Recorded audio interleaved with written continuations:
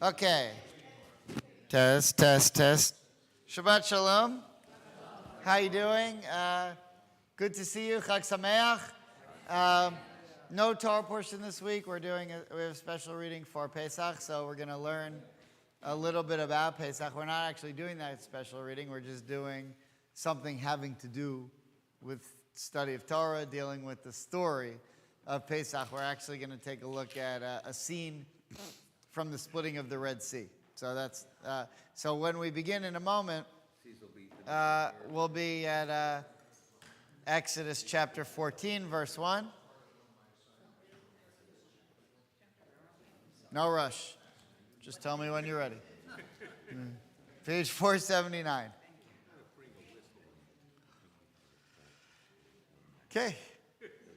V'shamru b'nei Yisrael et ha-Shabbat L'asot ha-Shabbat le'dorotam berit olam V'shamru b'nei Yisrael et ha-Shabbat L'asot et ha-Shabbat le'dorotam berit olam B'nei uven b'nei Yisrael oti le'olam oti le'olam V'shamru b'nei Yisrael et ha-Shabbat l'asot ha-Shabbat le'dorotam berit olam Ki sheshet yamim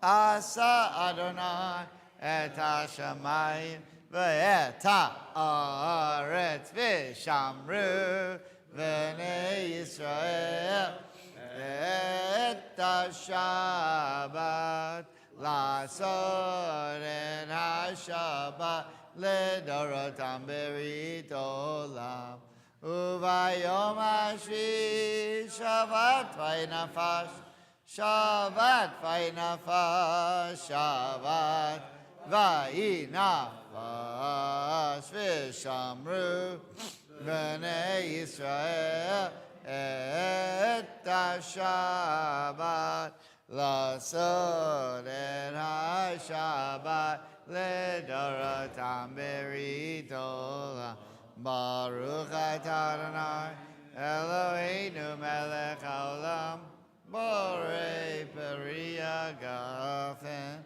Amen l'chaim. Okay. And the blessing for study of Torah. Baruch atah Adonai Eloheinu melech haolam Asher kishanu b'mitzvotav v'tzivanu la'asok b'divrei. Amen. Okay, so there's a lot of Hebrew on the source sheets. It would have taken me forever to translate it. Don't worry about it. There's only a couple lines in all that Hebrew that we really want to go over. But it's all from the same source, which is 18th century, early 18th century source. The Vilna Gaon, presumably you've heard of the Vilna Gaon, known as the Gra, Hagaon Rabbeinu Eliyahu, who was the leading scholar of his day and one of the great scholars in Jewish history, and he had some interesting things to say. Mostly he's just collecting midrashim and explaining what the midrash says. I found this through Ari Khan, who's the rabbi I mention a lot, who I always listen to. He pointed to the Vilna Gaon in a lecture that he gave almost 10 years ago. But I think today you'll see what he has to say rings more true than ever. And the reason why I wanted to look at this particular aspect of the Passover story is maybe more because of what's going on today, as you'll see as we go through this, than anything else. And what I think you'll probably see is that the same problem that the Israelites were dealing with when they left Egypt is the same problem we're dealing with today. And over the last 3,500 years, we haven't been able to figure it out. and it's killing us in a lot of ways. So I don't want to give it away what it is, but hopefully you'll see that, and it will be interesting for us and instructive for us to try to understand where the state of Judaism is today, and even more so, what's going on in Israel today, which is quite a bit. Okay. That being said, I want to look a little bit at the story of the splitting of the Red Sea. Presumably you've heard this story before, right? You know? Okay. So it's Exodus chapter 14, verse 1. In the Plout, it's page 479. I left my book upstairs. 435. Two different Plouts, right? Yeah. The one I have is 479. If you have a better book, then just look for Exodus 14:1. But I forgot mine upstairs. Okay, everybody have it? Okay, so hopefully I don't have any texts. Hopefully the live stream is working. So if you speak, if you could please use the mic so that the people at home can hear you. We're off. I'm basically just one sentence of introduction. I'm interested now in the state of the Jewish people in the period in between the end of the 10th plague and the beginning of going through the Red Sea. And should you think that right away, once the 10th plague was over, all the Jews were convinced that Pharaoh was defeated, we know what happens when they get out there. Why would they be scared of the Egyptians chasing them if they were already in the position that God's going to destroy them whenever we want them to? So, in other words, once the 10th plague is over and the Jews leave, you might think at that point they feel free and they're not worried about the Egyptians anymore. And then they go to the Red Sea and the Egyptians are chasing them and they're scared again. And so the question is, well, why would they be scared? Don't they know that God's going to just take care of them again like he has been over the last 10 plagues? All right. And so what was going through the minds of the Israelites from the point where the 10th plague ended and they left Egypt to the point till they got to the Red Sea. That's where we want to try to figure out where were they and what are the implications of that. Sound good? Okay, so now, Norman, chapter 14, verse 1. The Eternal One said to Moses, "Tell the Israelites to turn back and encamp before Pihahirot, between Migdol and the sea, before Baal Zephon. You shall encamp facing it by the sea. Pharaoh will say of the Israelites, they are astray in the land. The wilderness has closed in on them. Then I will stiffen Pharaoh's heart, and he will pursue them, that I may gain glory through Pharaoh and all his host. And the Egyptians shall know that I am the Eternal." And they did so. When the king of Egypt was told that the people had fled, Pharaoh and his courtiers had a change of heart about the people and said, "What is this we have done, releasing Israel from our service?" Okay, now this is a very interesting verse, verse 5. Someone came to Pharaoh and said, the Jews left. Surprise. So maybe he was mourning his son. Maybe he was involved in something else. But there was never a moment where he said, okay, there was no emancipation proclamation. Right, you can leave. He said, they came to him and said, remember those Jews? They left. Who do you think's going to do all the work now? I mean, we're not doing the work. They left. You know, they're so sensitive, you know, bring them back. That's actually what happened. You know, how could you miss 1.2 million people just leaving? Okay. Okay, so it's a strange verse. It may not mean that. It may mean that he knew that they left, but only now processed that they left and that they were left without workers.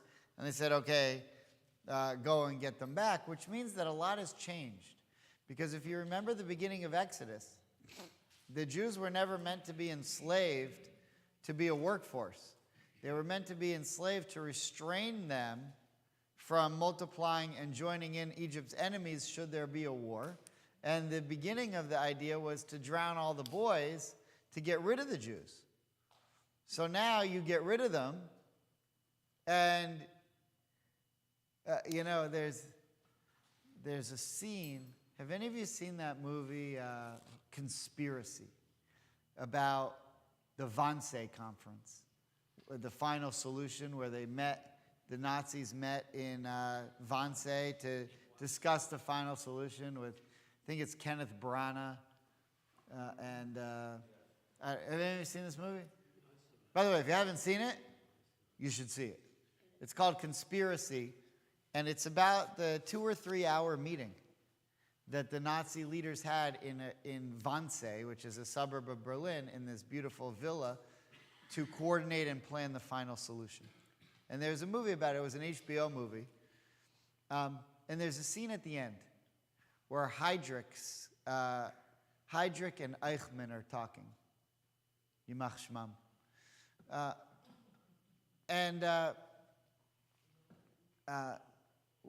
Heydrich says to Eichmann something that one of the other Nazis who was there had said.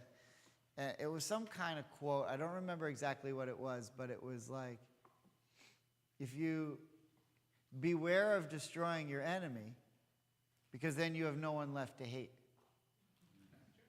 Right.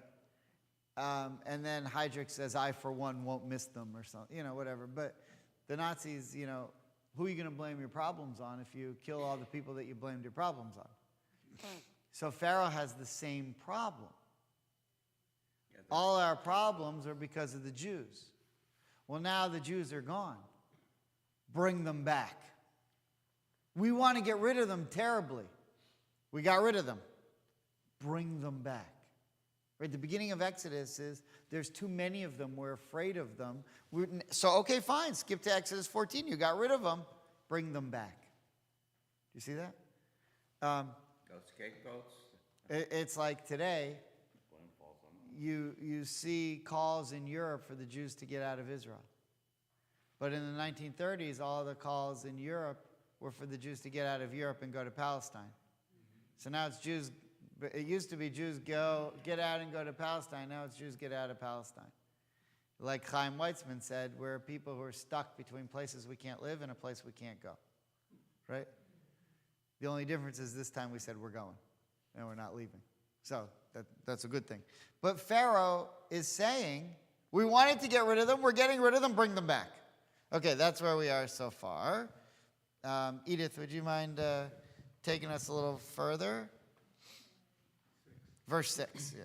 He ordered his chariot and took his force with him. He took 600 of his picked chariots and the rest of the chariots of Egypt, with officers in all of them. Adonai stiffened the heart of the Pharaoh, king of Egypt, and he gave chase to the Israelites. As the Israelites were departing defiantly, the Egyptians gave chase to them, and all the chariot horses of Pharaoh, his riders, and his warriors overtook them and camped by the sea near Pi-Hahiroth before Baal-Zephon. Okay, so we're just going to skip around a little bit. Can you skip to verse 14? We don't need all of them. Verse 14. Adonai will battle for you. You hold your peace. Then Adonai said to Moses, why do you cry out to me? Tell the Israelites to go forward. Okay, this is a very famous verse. Right when they get to the water's raging, which if you've ever seen the Red Sea, it's like the most still body of water on the planet. It never rages. It's like this very beautiful, peaceful, serene body of water.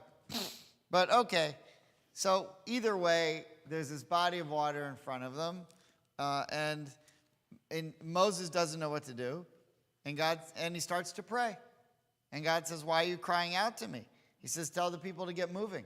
And this is the famous verse of, there's a time for prayer and there's a time for action. And this is a time for action, so get moving. Okay, so fine.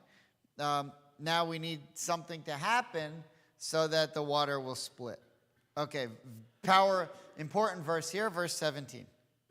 And you lift up your rod and hold out your arm over the sea and split it, so that the Israelites may march into the sea on dry ground. Okay, now I want to point out the last three words in Hebrew of verse 16. And the reason I want to point them out is because this expression comes multiple times, but two different ways. Okay, now listen closely.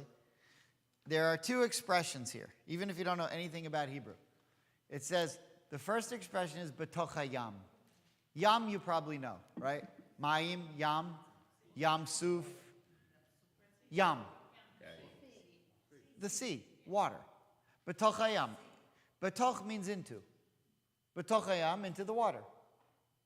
Okay, so you're going to, vayavo'u b'nei Yisrael, and the children of Israel came, betoch hayam, into the water, bayabasha, and onto dry land. Listen closely. Into the water, and then onto dry land. So first they got wet, then the water split, some sort of dry land, sandbar type thing emerged. There was like a little shack where you could get, like a pina colada or whatever, and they went forward. Clear so far? First they got wet, betoch hayam, and then it dried up. Later on we're going to see, when it's explaining that the Jews go into the water, that first it says, bayabasha betoch hayam. They went onto the dry land, into where the water was. And so the rabbis asked the question, why does sometime the Torah tell us first they got wet and then dry land emerged? And sometimes it tells us as soon as they went in, they were already on dry land and the water was on the sides. Does everyone see the difference? Okay.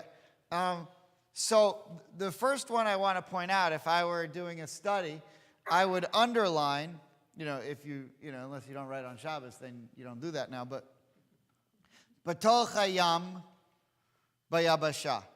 The first thing we're saying here is they got wet and then the land became dry.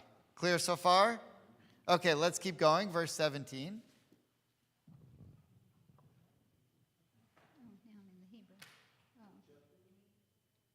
Chapter 14, verse 17. And I will stiffen the hearts of the Egyptians so that they go in after them, and I will gain glory through Pharaoh and all his warriors, his chariots, and his riders.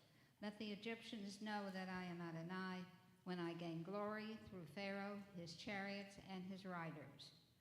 The angel of God, who had been going ahead of the Israelite army, now moved and followed behind them. And the pillar of cloud shifted from in front of them and took up a place behind them, and it came between the army of the Egyptians and the army of Israel. Thus there was the cloud with the darkness, and it cast a spell upon the night, so that the one could not come near the other all through the night. Then Moses held out his arm over the sea, and Adonai drove back the sea with a strong east wind all that night. Okay, so if I look at, we looked at verse 16, where it says, betoch hayam bayabasha, which means they got wet and then they went into dry land. If you skip to verse 22, you see the same thing. Vayavo b'nei Israel, children of Israel came, betoch hayam, and they got wet in the water, bayabasha, and then they emerged on dry sea. V'amayim lahem choma, miminim u'mismolam, and they saw that the water formed into these big walls of water on both sides, their right and their left. Clear so far? All we've said so far is the same thing. They got wet, then it emerged, and they got dry. But if I skip now to verse 29, look what happens. Uvenei Yisrael holchu, the children of Israel went. Look at verse 29. Bayabasha, onto the dry land, betoch hayam, in the water. They never got wet. See the difference? And in the next chapter, chapter 15, I think it's chapter 15, verse 19, you have the same thing. I mean, you can look or you can just trust me, but it also says there, at the very end of chapter 15, verse 19, you're going to have it again. Vayabasha b'toch hayam. So, listen closely. The first two times we have it, that it explains that the sea split and the Jews went into the water, they got wet, the water subsided, went into these walls, and they kept walking. But the second two times that the Torah says they went into the water was already dry, and the water was already collected as walls on their sides. Now, I'm not saying anything other than the first two times the Torah says it, the Jews got wet as they walked in, and the second two times it appears that they didn't, it was already dry. We haven't explained why or anything, just want to make that distinction so far. Okay? Now, obviously the Midrash is going to react, so if you look on the first sheet, Ken, would you mind reading the first Exodus Rabbah 21:10, and the children of Israel went? And the children of Israel went into the midst of the sea upon the dry ground. How is this possible? If they went into the sea, then why does it say upon the dry ground? And if they went upon the dry ground, then why does it say into the midst of the sea? This is to teach that the sea was divided only after Israel had stepped into it and the waters had reached their noses. Only then did it become dry land. Okay, so not so hard to understand. This is the story that we know. There was one guy, Nachshon. He jumped in. He got wet. Up to his nose. Then went up to his nose, right? He said, Micha mocha. The water split. And so the first guy did get wet. Maybe there was his cousin with him, who knows, whatever. But then everyone else came, and it was dry. Okay, maybe. Question is, though, what do we know about Nachshon? Who is he? Okay. Main point. I mean, I know you read ahead. You read all my notes, but whatever. I got to tell him, don't put it on the website live until 9 a.m. Friday morning. Saturday morning. Very important point to note. We're not going to say why yet, but one thing we know about Nachshon's biography is he's from the tribe of Judah. Okay. It's only 9:28. I don't want to show too many of my cards yet, but I'm going to show one or two of them. So if you look now at the Talmud, Bavli Sota, page 36b, the second source on the sheet. Sota, the Sota is the suspected adulteress. But there happens to be in the tractate of Sota a lengthy commentary on the book of Exodus, like a lot of agadic, midrashic material. So often when you're studying the book of Exodus, you look at Sota because there's a lot of good material there. Ken, would you mind reading this one too? We may not need the whole thing, but some of it, and it has been taught. Okay. As it has been taught, Rav Meir said, when the Israelites stood by the Red Sea, the tribes strove with one another, each wishing to descend into the sea first.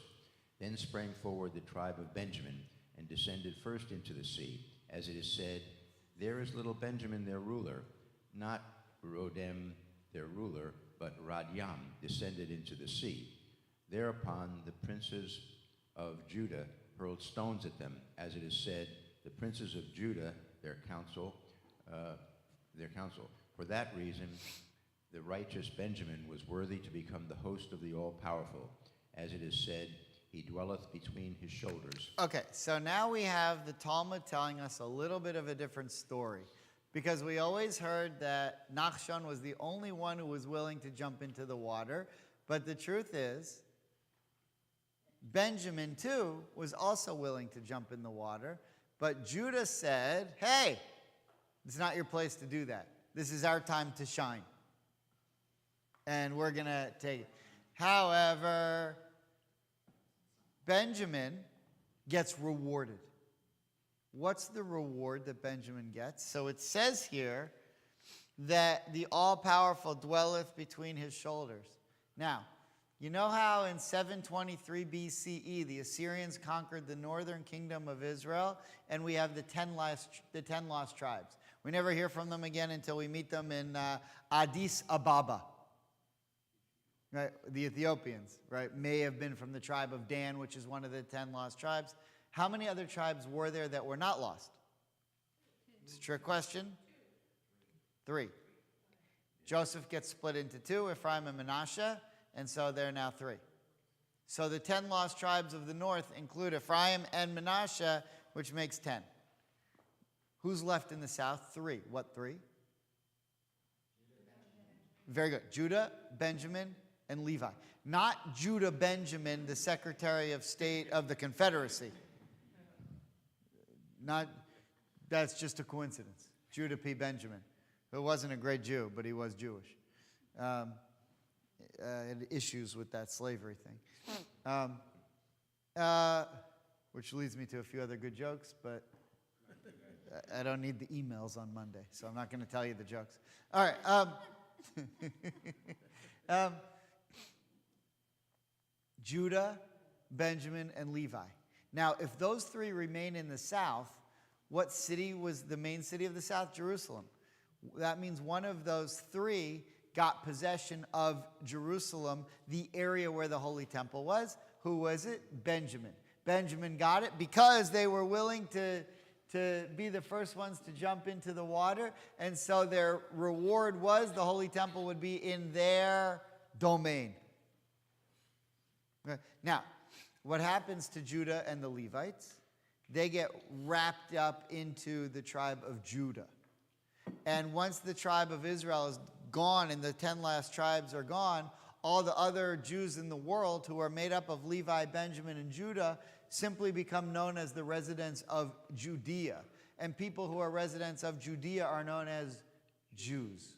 So the Jewish people today are pretty much made up of Jews, people from Judah, people from Benjamin, and people from Levi, and a splatter of Kohanim, but they are also Levites. And everyone from the other tribe who are in the north, they're gone. We lost them. Now, sometimes someone who converts may have been a descendant from one of those tribes, plus we found potentially Dan, who we think may have been the Ethiopians. Okay, but the rest, there are a lot of other Jews are gone. Okay, so first thing we say that the Talmud says is, Nachshon wasn't the only guy. The Benjaminites were able to do so. The proof is that Jerusalem, where the Holy Temple is in the territory of Benjamin. Clear so far? Okay, Ken, let's keep going. A little more Talmud. Then sprang forward Nachshon, the son of Aminadab, and descended first into the sea. As it is said, Ephraim compasseth me about with falsehood, and the house of Israel with deceit. But Judah yet ruleth with God. Concerning him it is stated in Scripture, Save me, O God, for the waters are come in unto my soul. I sink in deep mire, where there is no standing, etc. Let not the water flood overwhelm me, neither let the deep swallow me up, etc. At that time Moses was engaged for a long while in prayer. So the Holy One, blessed be he, said to him, My beloved ones are drowning in the sea, and thou prolongest prayer before me. He spake before him, Lord of the universe, what is there in my power to do? He replied to him, Speak unto the children of Israel that they go forward, and lift thou up thy rod and stretch out thy hand, etc. For that reason Judah was worthy to be made the ruling power in Israel. As it is said, Judah became his sanctuary, Israel his dominion. Why did Judah become his sanctuary and Israel his dominion? Because the sea saw him and fled. Right. Judah became the representative of that who could protect the Jews. And so from this point forward, all of the kings of the Jewish people had to come from Judah. Right? I mean, they tried it with Benjamin. Saul. Didn't work. So they went with David. And after David, they said, David's from the tribe of Judah. All the kings of Israel have to be descendant of King David. Okay? All right. Now, does anyone know, the story, there's this evil nation that comes to attack the Jews once they get through the Red Sea. Who's that evil nation? Amalek, right. And where do they attack from? The front, the middle? The rear. Okay. Now, why do they attack from the rear? That's where the weak ones were. Who were the weak ones? So that's the story we tell. But it's not what the Torah says. They marched by tribe. So that means that there was one tribe who was at the end. Anyone know who that tribe at the end was? Dan. Don. Now, what made Dan weaker than the other tribes? It's not, I mean, they may have fewer number, but it doesn't mean weaker. Well, it doesn't necessarily mean weaker in terms of number. It means weaker in terms of something else. Very good. They were weaker in terms of their belief. Because what gives you strength in this scenario is not your numbers or your power or how much Krav Maga you know, right? That's like Israeli martial arts. What makes you stronger is your belief in God. And Dan was the weakest. How do we know that? So if you look now again to the Midrash, the third source on the sheet, Exodus Rabbah 24 from the Torah portion of Beshalach. Who's got a mic? Erica, do you have a microphone? Oh, okay. Very crafty. I didn't see that. Okay. Sherry, would you mind Rabbi Judah Bar Eli? Rabbi Judah Bar Eli said, not only did they take the idol of Micah with them, but they It's actually, okay, so just so we don't get confused, Micah is a prophet. Micha is the name of an idol that was worshipped in Egypt. So this is, even though it's written there, Micah, it's actually Micha, and the only reason I point that out is so you don't think it has the same thing to do as the prophet Micah, who's somebody else. There's a god that the Egyptians had, one of their gods, called Micha. Okay. not only did they take the idol of Micha with them, but they also spoke truculently to God, for it says, whom thou didst redeem to thee out of Egypt, the nations and their gods, and also, but were rebellious at the sea, even at the Red Sea. Why does it repeat at the sea? Because at the sea they rebelled by refusing to go down. It was only the tribe of Judah that induced them to do so by jumping to the sea first and sanctifying God's name, as it says, when Israel came forth out of Egypt, Judah became his sanctuary. Okay, now how do we know that the Jews, what the Midrash just said there is that the Jews rebelled at the Red Sea. Did you pick that up? So it says, why does it repeat at the sea? But if you look at the third line in the middle there, but were rebellious at the sea, even at the Red Sea. Even after the 10 plagues were over, the Jews were still rebelling against God. How do we know that? We don't just take the Midrash's word for it. If you look on the last page of the sources, I brought you the verses from the book of Psalms. This is King David telling you. So we actually have it in the Bible, in the book of Psalms. You see where it says Psalm 110, verses 7 to 9? Everyone see that? Okay, Sherry, would you mind reading verse 7? Our fathers, when they were in Egypt, did not understand your wonders.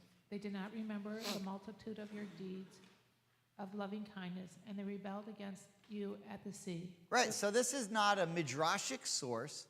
This is the Bible. This is King David in the book of Psalms. I mean, traditionally we believe King David wrote the book of Psalms. There are not too many professors at the Hebrew Union College who believe that King David wrote the book of Psalms, but someone wrote it and it got included in the Bible. And in the Bible, in the book of Psalms, in 110 verse 7, it says, the Jewish people rebelled against God at the Red Sea. Now, this is weird. We have a contrast. On one hand, there's a battle between Judah and Benjamin to be the first ones to jump in the sea. Now, what's interesting about Judah and Benjamin? Judah and Benjamin are two tribes who come from Rachel and Leah. So there's a competition here amongst the tribes, and I think everyone understands that Bilhah and Zilpah aren't going to be in the running.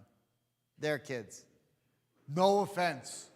Zavulun, but we have now one of the Benjamin. Actually, we also have the last son of Rachel, Benjamin, and the last son of Leah, Judah, fighting for who's going to be the one who has the most emunah, the most belief. They're at the front of the line. At the back of the line, you got a guy named Dan, who, while they're fighting to see who's the best monotheist, Dan has tickets booked with an astrologer, is reading his horoscope, has, like weird incense things, and it's like a hippie. And I like the music too, but, it's weird. And he's carrying, like little knickknack statues and stuff. So what do we have here? We have some Jews who are very strong in their belief, and we have some Jews who aren't quite there, and we have some Jews who are really horrible.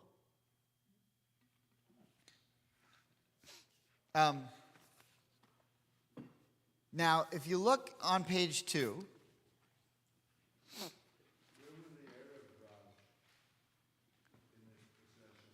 I don't know. Probably towards the front. They were very zealous. But I don't know. That is a good question. Maybe they were back with Dan, holding Pesel Micha. I'm not sure. It's an interesting question. I'll have to look into it. But there is some proof later on in the book of Judges as to what the tribe of Dan was doing. And it's Judges 18:30. I brought you the verse. The Danites are not the people who own all of the Dan hotels in Israel. That's the Fetterman family. Also, great difference in net worth as well. The Danites set up the sculpted images for themselves, and Jonathan, son of Gershom, son of Manasseh, and his descendants served as priests to the Danite tribe until the land went into exile. So we have here more proof that the tribe of Dan, even once the Jewish people got into the land of Israel, were still worshiping idols. And that doesn't surprise us based on the Midrash, because the Midrash is telling us that even when they were going through the Red Sea, they had doubts about the oneness of God. And they said, okay, we see that God's splitting the sea, but we're taking our guys with us just in case. Okay. Now, Sherry, would you read the Hebrew on page... No, I'm just kidding. All right. I just want to point out the Vilna Gaon. So if you look now... If you can't read the Hebrew, it's fine. I only really want to show you one or two words, and if you can look at those words, it'll be helpful. But on page 2, if you can read the Hebrew, I'm looking at the second to last paragraph, which starts, Ach be'emet.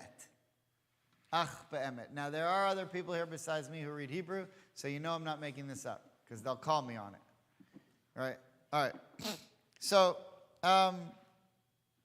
I really only want to look at the first 2 lines here. But the Vilna Gaon is making a point that is no different than what we've already been talking about, but he says it in a very strong way. Again, I never would have found this on my own. I got this from a guy named Rabbi Ari Khan, who I mention a lot. He pointed this out, and I brought it to you. So it says, Ach be'emet hinei hakol al nachon. But the truth is that here's what's really right in my eyes. Here's what's going on. And this is the line that I want to show you. If you can just read, do you know how to say a class in Hebrew? Like the first grade, second grade? Very good. Kita. How many of you have heard that word before? Kita. Kita Aleph, Kita Bet, Kita Gimel. It's a word. Kita. Kita means class. Okay, Kita Aleph means first grade. Kita Bet means second grade. Clear so far? So look what it says here. Dayu b'nei Yisrael shnei kitot. That there were for the Jews two groups, two classes, two different types of people. This is the Vilna Gaon, 1720. This is what he's saying. There are two types of Jews. Echad, the first one, Anashim Tzadikim. You know the word tzaddik? What's a tzaddik? Righteous people. Ma'anim b'Hashem, who believed in God. Uba'alei bitachon, which means, it doesn't mean they were in the army. It means they believed. They were sure in their belief of God. First group of people who got to the Red Sea were Jews had gotten to the point where I believe in God. Halchu techef bayam ad kivau miyam ad nafesh. They went into the water until the water came up to their nose. Remember we started off by saying there were some Jews who got wet and then it dried up? Those were the ones who believed in God. That's why it says, B'toch hayam bayabasha. There was water. The Jews who believed, whether it was Nachshon, whether it was someone from Benjamin, there were lots of Jews who believed and they went in.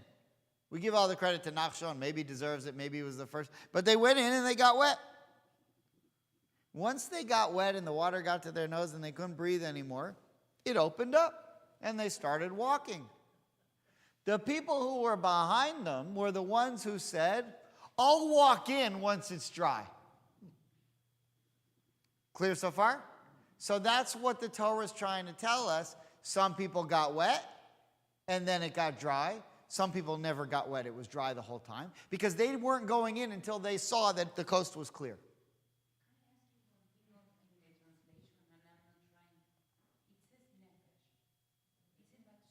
No, it can, nefesh can mean soul, but here it means nose, because linfosh means to breathe, also, and it's to the point where they couldn't breathe anymore. No. Here, what he's trying to say is to the point where they couldn't. The water got to the point where they couldn't breathe. Okay, good question. As it's written in the Midrash, he says, "De kafatz Nachshon rishon l'toch hayam." So Nachshon jumped first into the water. And because of that, Judah becomes the princes. And after Nachshon came the rest of the tribe of Judah. And presumably, the water had not gone all the way to the ground until all of Judah got wet, at least to a certain point. V'ita b'midrash, and then it's also written in the Midrash, D'shalu b'shamayim, ma nishtanu ela me'elu. So there's an interesting idea here. Yeah, but that, okay, so when it says D'shalu b'shamayim, it means it was asked among the angels in heaven. What's the difference between these and these? So what he's saying is, listen, this is an amazing question. I don't really think that the Gra, the Vilna Gaon, gives necessarily the answer here, but it's an amazing idea. The Jews who still believed in idol worship, they're saved. But the Egyptians who believed in idol worship, they're drowned. And so the angels asked the question, why do you save the Jews who don't believe, but drown the Egyptians who don't believe? Shouldn't the Jews who don't believe drown with the Egyptians? If they don't believe in you, let them drown. That's the question they ask. Okay, it's a very interesting question. I don't want to give it away just yet. If you look on the third page, now there's a play on words that Ken found. I should have known. So it says that in verse, let me see if I can find it. Where was it?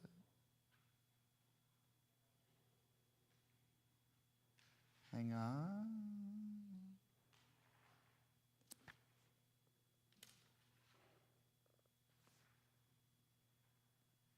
Oh, yeah.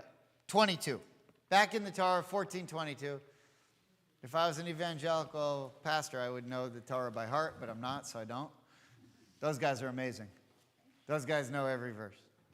They don't have to worry about the Talmud, though. So I spend all my time with the Talmud. They just memorize every verse.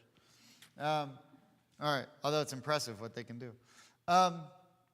So in verse 22 it says, Vayavohu b'nei Yisrael, the children of Israel came, b'toch hayam, into the water, bayabasha, and then dry land emerged.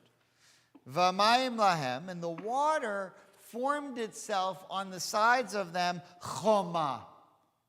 What's choma? Walls. Miyaminam umismolam, to their right and to their left. Now, choma, with 4 letters there, with the vav, is a wall. But if you take out the vav, it becomes chema. Chema, you know the word cham? It's cham in here? It's hot. Cham. Chamli. It's warm. But cham, warm, it means I'm hot. It can also mean I'm angry. Right? Chema is anger. So choma can mean wall, but chema can mean anger. And later in the Torah, we see in the story, instead of choma, it says chema. Because the wall, it goes from just being a wall to God being angry. Why is God angry? Because some of the tribes in the back brought their idols, as we saw in the book of Judges. So, just to comment on this, if you look on page 3, the first full paragraph in the middle of the page, where it says, "V'amayim lahem choma." I know this is going to be hard to read. I'm just going to fly through it. I just didn't have time to translate all of it. I figured I could just do it here. So here's what it says. Kan k'tiv choma maleh. Here it says choma, meaning wall. Ulahalan. But over there, later on, in verse 19, it says, Ubnei Israel, and the children of Israel went through on dry land into the water, and the water was chema. So what it's saying here is, when the Jews went and the water was wet and they believed, and they got wet, the water turned into a wall. But later on, the Jews who only came in once it was dry, it doesn't say choma anymore. The Torah says chema, meaning God was angry at them. Okay? Tiv chaser vav. We take out that letter vav. V'yesh liva'er atam. Now here's the explanation for that reason. Mishum de'ita, because it says in the Midrash, shepesel micha avar imahem bayam, that they brought an idol named Micha with them into the water, as it's written in the book of Zechariah. Now here's what it says. This is the interesting idea. Velosha pesel ba'atzmo avar mehem. They didn't actually have the idol. Listen closely to this. Ki hapesel na'asa b'mei shoftim. The idea of the idol for Micha didn't even exist until Judges, what we saw in the book of Judges. There was an idea in their minds about this God named Micha. They didn't actually have the statue, but many years later, once they get to the land of Israel, they build a statue called Micha. Now here's what it says. Acha kavana, but their intention. You know kavana? You know that word kavana? Kavana, but their intention, shemachshavavtam, that their thoughts in their mind, haita la'avodah zara, was to do idol worship. As they were going through and walking in the water, it was their belief that this wasn't one God who was saving them, that it was a water God who was doing a miracle for them, which was a distinct God from the one and only God. And they couldn't wrap their minds around the idea that there was only one God. So,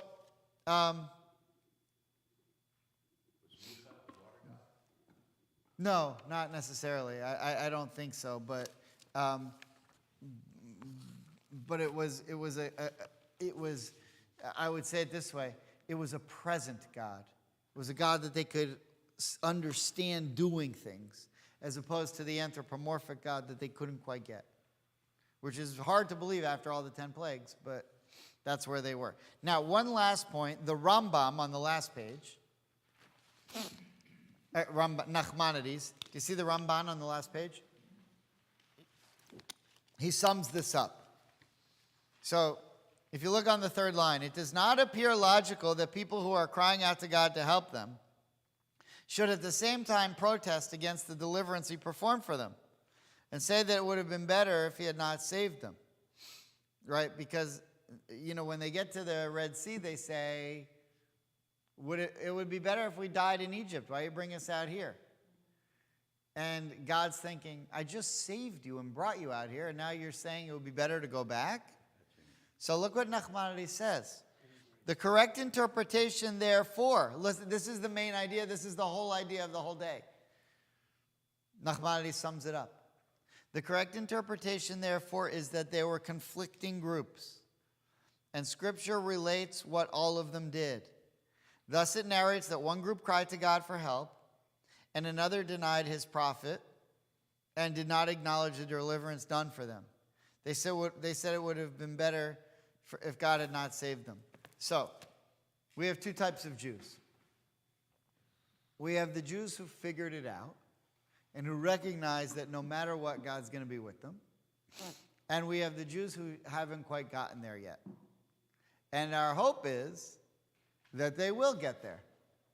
And so we don't drown them in the sea like the Egyptians. The Egyptians will never get there. They don't have the potential to get there. They're mired in avodah zarah. They're mired in idol worship. But even the Jew today who doesn't get it, who isn't sitting, we saved these seats for them. The other 4,900 people go to this temple? We thought of those 4,900, maybe 4 more would have showed up. Right. And then, we saved a little room back there for them. But our hope is, because we know they have the capacity to get it, that someday they will. Now, here's the problem. By the way, there was one other idea I was going to get to, but I didn't have time, and that has to do with Miriam. Because, the song goes, and the women dancing with the timbrels followed Miriam as she sang her song. She never sings. There's no singing in the Torah. She plays the instruments. And she calls out. She says, Vata'an lahem. And you should answer. Lahem, not lahen. Lahem masculine, lahen female. She calls out for you to answer lahem to the men. And she says to the men, you go now and sing. Because what did Miriam see? And the women played the instruments. And the rabbis of later times said she couldn't sing because men aren't allowed to hear the voices of women sing. I mean, Reform and Conservative you can. But in Orthodoxy, we don't do that. So, what Miriam was really saying is, the women have faith. The women don't need to sing. The women get it. Right? The women didn't sin with the golden calf. The women didn't sin with the sin of the spies. The women were more faithful than the men. She said to the men, Vatan lahem, now you guys go and sing because you didn't believe, now you should believe because we're on the other side of the Red Sea and the Egyptians have been drowned. So finally, will you men shape up and show that you actually believe? That's a different, by the way, that's why women have no right of circumcision and men do. Because men need to be fixed a little bit because our belief isn't as strong as the women. Women are born perfect. Men need a little bit of help. That's why I'm Reformed, because I don't believe that. But, just kidding. All right. No, that's the idea. But even at the scene of our most triumphant moment, the splitting of the Red Sea, the overwhelming of the world's superpower, the Egyptians, and the Jews going free. Even at that moment, the Jewish people were divided. Even at that moment, the Jewish people were divided. And so you look to Israel today, and you see, even now, were divided. And one of the things we've always said in Israel, thank God for the Arabs. Because if they didn't all hate us so much, we'd kill each other. And actually what you've seen on Pesach, ironically, is that over the last 3-4 months, Israelis have never been so divided in their history as they've been in the last few months. Cue Passover. Cue the people who never miss an opportunity to miss an opportunity to attack Israel on the Temple Mount, in between the shoulders of Benjamin and Judah, and have Israelis say, as much as we've been fighting, today there's no opposition. Today on Pesach, we're united in fighting back our enemies. Now, once we go and beat back this threat, and Iron Dome does its thing, and Sahal does its thing, right and left in Israel, we'll immediately go back to fighting with each other. But for this moment on Pesach, because of the Palestinians, we were reminded that even at the Red Sea, there were divisions among the Jewish people. And so, there's a button. You can press. Yeah. So, even at the Red Sea, we Jews were divided. And for whatever reason, we still have not been able to get there. But I actually don't think that what this is talking about is necessarily what's going on in Israel, although there are strands of it that are important. Here's what I think. All of these Jews leaving Egypt, whether they agreed on theology or not, were marching in the same direction. And even Dan, who was carrying Pesel Micha with them, marched in the right direction. By the way, the reason they were the only ones who were susceptible to attack from Amalek was because they were the weakest in terms of their belief. If Amalek would have walked into Judah in the front, God would have just snapped his fingers and they wouldn't have been able to fight. And only later on, when Moses raised his hands up and all the people saw that, did the Jews go and fight and defeat Amalek, even Dan. So if you look at the story there, the Amalekites come and attack the weakest of the Jews, the ones who don't believe. What do the rest of the Jews do? Declare war on Amalek and go and fight them and win and save the Danites. Save the ones who have the least belief, because that's what Jews do. We're all one, even if they don't believe. But we are, I think, still in the same battle, not over who supports judicial reform and who doesn't. We're in the same battle of which Jews are willing to stand up and say, the future of Judaism is dependent on Torah.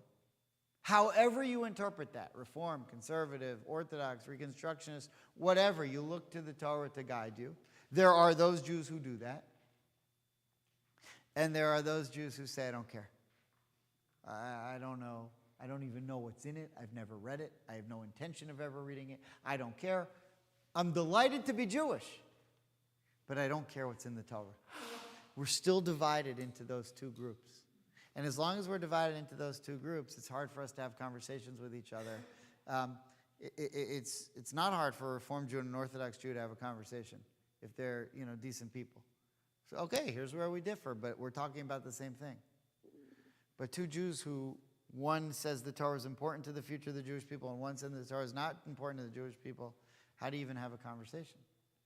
And we're still at that point where we have Jews who aren't all on the same page.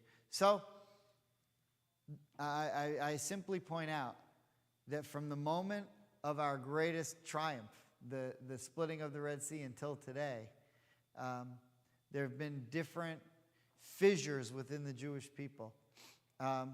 And there have been moments of great unity. And those moments are the ones that we should hold on to. But there's still plenty of work to do to unite the Jewish people. And until we do, we're going to have some serious problems. So one of the lessons of Pesach is the warning of disunity and the striving of unity of the Jewish people. And we have to come to the day, I think, where you look at any type of Jew, and instead of saying, I hate Jews like that, or I have no respect for Jews like that, or that Jew's too intolerant for me, or that Jew's not observant enough for me, to be able to say, that's my brother or that's my sister. And only then can we get to where God wanted us to be, wanted all of us to get wet originally, and then for the water to be dry. Not for some to get wet and others to come in after some did all of the hard work for them. Okay. Chag Sameach, Shabbat Shalom. See you soon.